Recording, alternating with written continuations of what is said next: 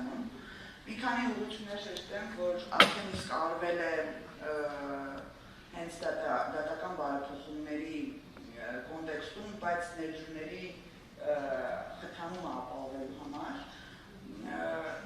բազմաթիվ պետություններում նշված են 4 ուղղություններ, որ դատական բարեփոխումների շրջանակում ազդում են տնտեսության վրա։ Շատ իրականում կուզեի նաև այդ վերլուծությունը ունենայինք, թե ինչպես բարեփոխումները ազդում տնտեսության վրա, հաշվարկներ անել ուղղությամբ։ Դրանցից մեկը դատաֆայնացումն է, այսինքն մեծ ռեսուրսներ տրամադրել դատական համակարգին, որպեսզի ֆայնանսման գործընթաց տեղի ունենա։ Ֆայնանսման հիմնական նաև նպատակը ներդրումների տեսանկյունից կամ տնտեսության տեսանկյունից այն է, որ ֆինանսական համակարգում ֆինանսական հոսքերը չեն սիրում դանդաղություն եւ այն պրոցեսները, որ դատարաններում կարող է գործել, ձգտվեն հնարավոր է թեկուզ ամենափոքր ֆինանսական համակարգում լինեն խնդիրներ, բիզնեսը վաղուց 21-րդ դարում քայլում է ֆայնանսված օրակարգով եւ իր համար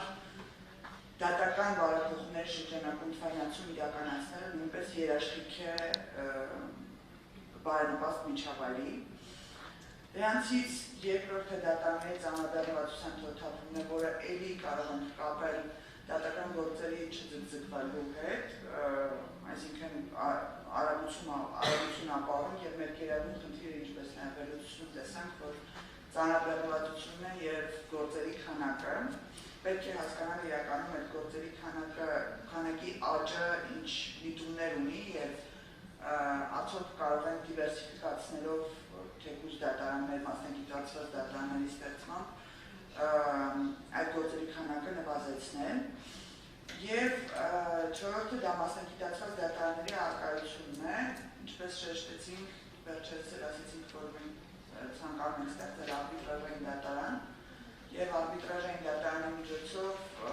ներդրողները ավելի պաշտպանված են իրենց գալու, օտարերկրյա կապիտալը ավելի պաշտպանված կարող է իրենց գալ։ Ընդհանուր առմամբ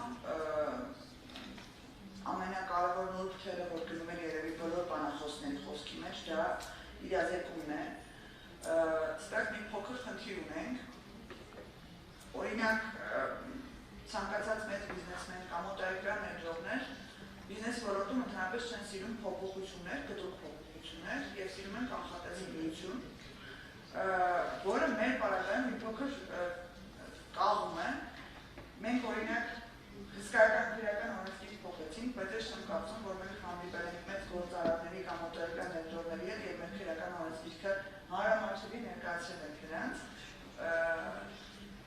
Արժի աշխատել այս ուղղությամբ, որպեսզի մեր օրենսդրական փոփոխությունները կամ այն դատական բարեփոխումները, որոնք ազդեցություն են ունենելու բիզնես միջավայրի վրա, ուղիղ առաջնային օղակով կոմունիկացվի եւ ըստ դրան ունենանք նաև բիզնեսի կողմից առաջարկներ ունենանք, որպեսզի հասկանանք, թե ինչ փոփոխություններ կարող ենք իրականացնել իրենց ուղղվածությամբ եւ այս իրազեկման կոնտեքստում ցանկանանք շեշտել մեր բաց, մեր օրենսդրությունը ունի թարգմանություններ։ Ես կարծում եմ, որ պետք է շատ խրթին է օրինակ օտարերկրյա ներդրողի համար գալ եւ հասկանալ մեր հարկային օրենսգիրքը, որը շատ բարդ է, հիմնականում եվրոպական գործընկերների հետ շփվելիս ասում են, որ բարդությունը անգամ օրենսգիրքը հասկանալու, ոչ թե օրենսգիրքը կիրառելու մեջ է։ Այս տեսանկյունից, նաև իրազեկման տեսանկյունից ցանկացա նշել նաև այդ թարգմանությունների խնդիրը։ Երևի այսքանը, շնորհակալություն շատ հրավերի համար ու այս քննարկումը։ Thank you so much for sort of putting a spotlight on the issue of, what does it all mean for business? Because I think you're very right that, I hear a lot of complaints, for example, about you have amazing IT startups in this country, but then in the end they go and incorporate in the United States because they have no protection. Then, while they keep the labor force here, I would like to capture these, sometimes, we have two unicorns even for the Armenian market, right? And while this might be a very far out goal, I think there is this general point of foreign direct investment, attraction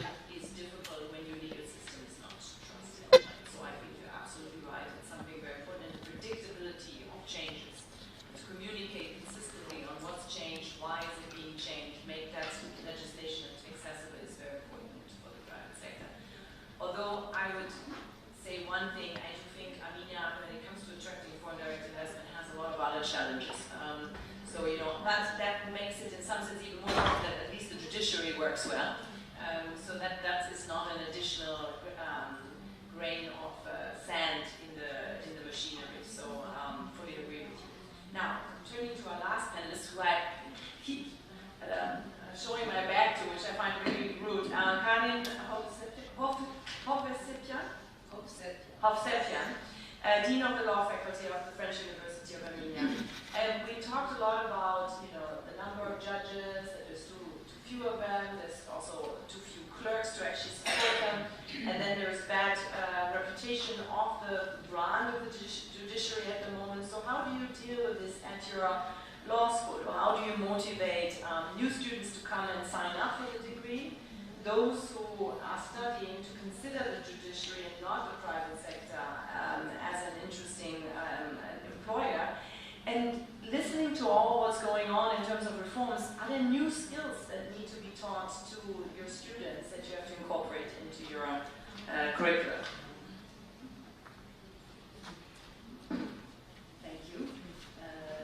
Thank you for the invitation. Attracting students to law school and to the French University in Armenia has not been a problem so far, I have to admit. So I think it's the other questions that you mentioned that maybe we can reflect on. The French University in Armenia is often seen as producing graduates for the private sector, but I asked my colleagues for some statistics. So in the last 3 years, our law graduates, we have about a constant 15% of our law graduates of the last 3 years are currently in the public sector, I'm speaking more generally. And we also have, and some of them are here actually, we also have internships that are part of the curricula, and that's one suggestion. Internships that are part of the curricula, so they are obligatory. And there too, we have, the numbers are higher. So a lot of them do internships. In the last 3 academic years, our numbers of the total number of students, constant about 50%, go into the public sector. Now when I say public sector, it's judges, but it's also Ministry of Justice perhaps, and some other public sector employers for the internship. So it's interesting that more do the internship, but not as many stay. Okay, it's not a very long-term study. Attractivity, before I come to the more academic points, obviously, I think the points made about the value of the judiciary, so not only of the individual judges, but of the judiciary, the institutions themselves, by all actors, upholding the sanctity of the institution, regardless of the fact that it has not been perfect, it will continue to improve, and unfortunately there have been small, perhaps portions, but will have a big impact, as the minister just said, on the impression or the image of the judiciary. I think it is up to all of us to uphold the value of the institution, and therefore of all the officers, I would say, officers of the court, including judges and attorneys, etc., who are part of that broader system. Protecting the independence and maintaining the independence of judges is something I think that young graduates look at. When they have a fear that there might be some political pressure, I think that the graduates are of an independent nature of such that they might not want to put themselves in that position. Because I think the other side of the medal is that unfortunately there is still that concern, probably. But all that said, I think that we do have excellent judges, and one of the ways, at least for law students, to be exposed to and have judiciary be attractive is having judges teach more. We we do at the French University Armenia, we have a lot of professors. They were young professors who eventually became judges. And as soon as they became judges, some of them thankfully are still teaching. But as soon as they became judges, their workload is so heavy that it is a struggle for them to hang on to teaching. And unfortunately, even when they hang on to teaching, they have to cancel, they have to leave, they're not always devoted to the students. So that affects the image.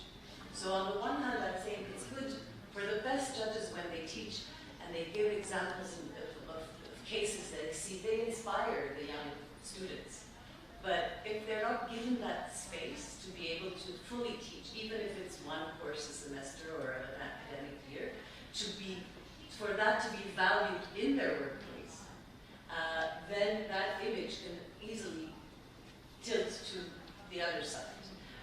So that's one way of that tie or that having that contact between judges and law students within university. Another point about attractiveness obviously is the condition, the working conditions. So from the building all the way to the salary, and also I would say professional development. I'm not sure in the numbers for the budget that I saw, it was already quite shocking, but I don't know to what extent professional development and training falls within how big of a budget there is for that. But students need to see, young graduates need to also feel that there is a level of, there's room for development, even if it's not necessarily going from first instance to second instance to higher courts. But that I think is interesting for them to know that there's potential for development, and they unfortunately will not be simply just dumped with all that work, because our interns see the work that there is in the courtroom. So it's a double-edged sword. And I think the last one, the last suggestion that I have in terms of really longer term, I think it's quite simple. This exists in other countries. There's a way scholarships can be created where you maybe after the first year or the second year, a scholarship where you help with the student fees, but there's an obligation to work for X amount of years within the system. And that, and if it's a merit-based scholarship, also, it can encourage both studies, but also the best students. And that would, if you stay long enough, sometimes you will be able to really see the interest in that field and want to stay. But I think ultimately a lot of students are interested. They're interested in the pure practice of law and the minutiae and even perhaps the prestige. But I think the working conditions, broadly speaking, I'm not talking only about salary, but the working conditions are in the long run. Any person who wants to stay in the public sector, you already have to have a certain, a commitment to the public sector. But there's a minimum that you need to be sure, especially in the cases of judges where independence is very important. That's it. Thank you so much. Excellent suggestions. So I think I've been a bad time manager. Yeah. So we are 5 minutes away from the end of the session, but I'm happy to give away my time, making closing remarks by opening it to the group here. And if you have questions, please, for any of the panelists.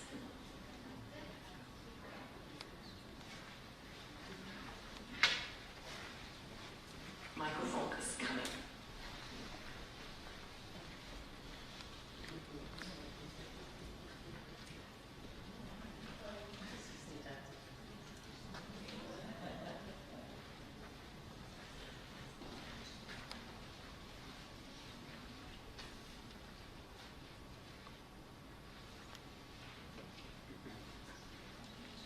Շնորհակալություն հայտնիարարության կառուցայի կարգավորման հանձնաժողով։ Ես հարց չունեմ, առաջարկ եթե կարելի է շնորհակալություն հայտնել այս քննարկումը կազմակերպելու համար, կարծում եմ նմանատիպ քննարկումների ունենք, եւ սա մեր հաղորդակցման տարբերակներից մեկը կարող է հանդիսանալ։ Մենք ևս աշխատել ենք եւ աշխատում ենք համաշխարհային բանկի հետ եւ թեման իսկապես մեր գործունեության շրջանակից դուրս մնալ չէր կարող։ Եվ այդ համատեքստում շատ հետաքրքիր է տեսնել, թե ոլորտային որակումներով վերահսկողությունը իրականացնել, կարծում եմ մենք այս խայական մի բացողում ունենք, կրթության դատավորների շարունակական, բայց նաև նախապատրաստական կրթություն, որը ոչ թե ակադեմիական կրթություն, որը հաղորդում է իրավաբանական գիտելիքներ, այլ վերաբերում է հենց այդ բարեպաշտության եւ արդեն ի պաշտոնի գործելիս, այն նույնիսկ թույլատրելի սխալների եւ դրանց նկատմամբ վերաբերմունքի մասին, որը հանդիսացել է։ Եվ կարծում եմ, որ այստեղ քաղաքացիների եւ հանրային ընկալումների տեսանկյունից դժգոհության զգալի մասը վերաբերում է հենց այդ տեսակի կրթության բացակայությանը, որովհետեւ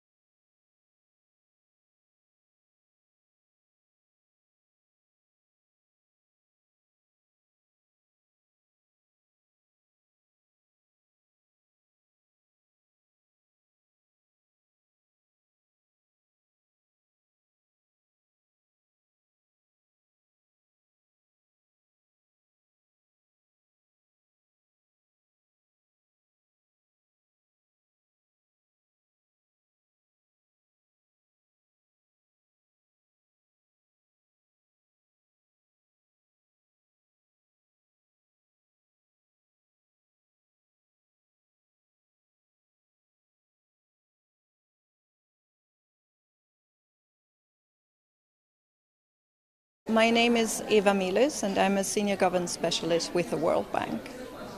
Հայաստանում դատարանական բարեփոխումները մեկնարկել են արդեն վաղուց եւ ինչ առաջընթաց կա այս իմաստով ու ինչ է արվում օրենք հասել։ Ինչ-որ տեղեկություններ կարող եք տրամադրել։ Justice reform in Armenia has been going on for a while now. What are the achievements so far? What is the progress in your assessment, in your opinion? Thank you very much for your question. As we've heard also today in the panel discussion, I think there has been a shift in how justice sector reform is conducted, appreciated here, and most significantly that the current strategy puts citizens and business as the center of the reform and its goals and objectives. Ինչպես արդեն քննարկվեց այսօր, պանելային քննարկման ժամանակ ևս ասվել է, որ բարեփոխումների օրակարգում եւ դա ամրագրված է նաեւ բարեփոխումների ռազմավարությամբ արդեն ուշադրության կենտրոնում բիզնեսներն են եւ քաղաքացիները։ Մեր քաղաքացիների մեծամասնությունը շարունակում է չվստահել դատաիրավական մեր համակարգին, ինչով է սա պայմանավորված եւ ինչ պետք է անել այս ուղղությամբ։ Most of our citizens still do not trust the judiciary, the courts. What should be done in that regard? This is always a challenging question and topic to deal with. Perception is one thing and then experience is another one. What we've seen here in Armenia is that while perception might be not yet there or where stakeholders would like to see it, we also see that those citizens and business who actually went to court and had their cases dealt there, they have a much more positive impression of the court. So it's a medium to long-term undertaking to change it, to change perception, but based that the actual experience is a positive one. We are confident that over time we will also see, or the stakeholders will see, the perception going up.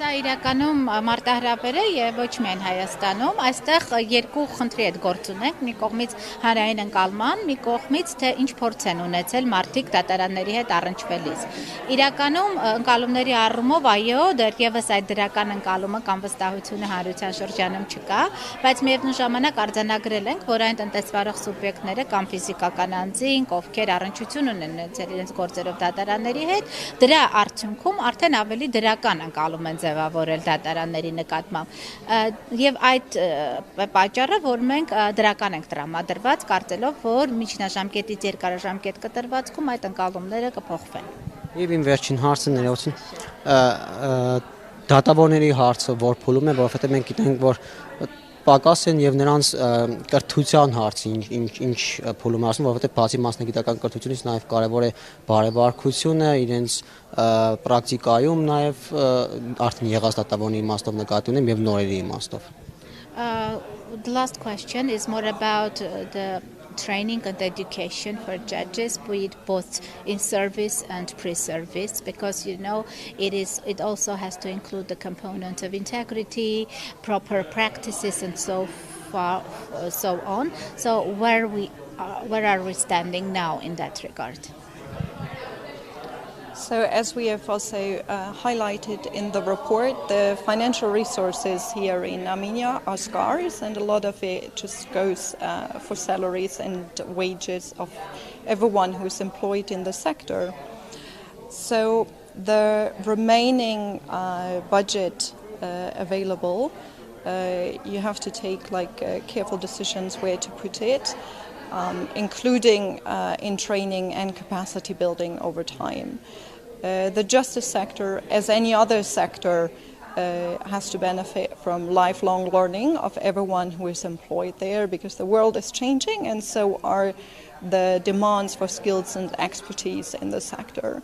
So, and as we heard also from our panelists today, is that everyone who is involved there focuses or puts stresses that this is an important factor. So moving forward, we we're confident that it continues to be an important factor, that capacity building for judges, for judicial assistants, and for court clerks continues to play an important role in Armenia.